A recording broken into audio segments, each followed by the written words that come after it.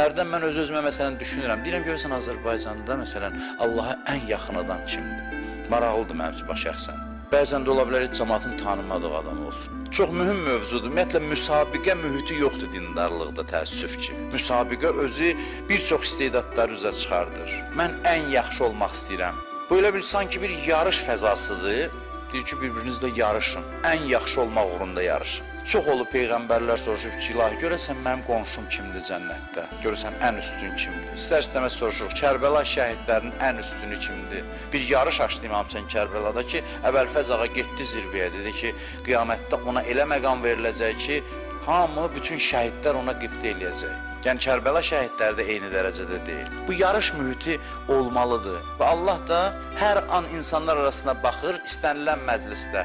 İlahi nəzər budur ki, bunların içində ən üstünü kimdir, sonra kimdir, sonra kimdir. Belə bir sıralama var Allah qatında.